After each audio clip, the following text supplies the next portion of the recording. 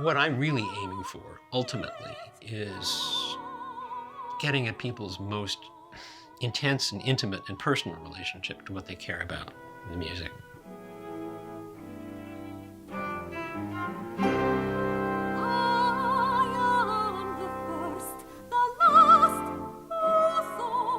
It's not sort of crowd popularity. It's not sort of material success in that sense.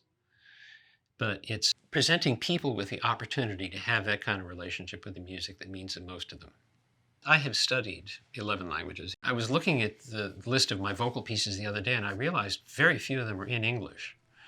A number of them are in Occitan, the language that the troubadours wrote in.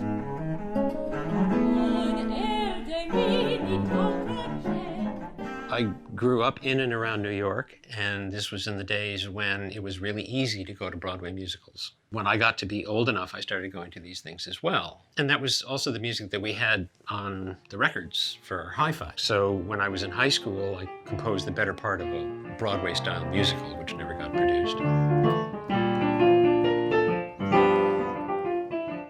One day, a piano trio, violin, cello, and piano. These young musicians from Juilliard showed up at my high school, and they played a piece by a friend of theirs, whose name was Philip Glass. Like, oh, well, okay. I mean, that makes it perfectly clear what I need to do with the rest of my life. In 1985, the new album by Peter Gabriel came out. The piece was done almost entirely in the studio, using synthesizers and digital sampling. It sent me off in a digression into the kinds of technology that is being used in popular music for a long time.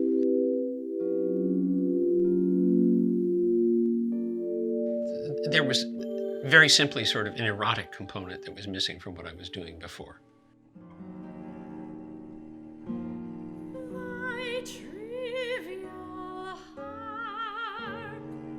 There was a concert in honor of the bicentennial of Ralph Waldo Emerson. And I happened to pick a poem of Emerson's, Merlin I. It was also the first vocal piece that I had written in 18 years. After the concert was over, every single person who commented on it said exactly the same thing, using exactly the same words, which was, that was really beautiful. It was the springboard to other things. I've lived here full time for 6 years.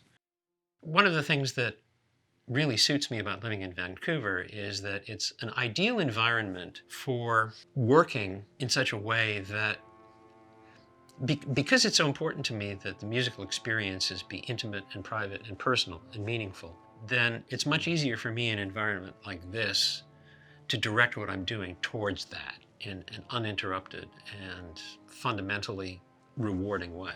The moment that I live for at this point is where a musician will just sort of take this piece and pick it up, and then the moment when they take it away from me. I mean, there's no satisfaction like that.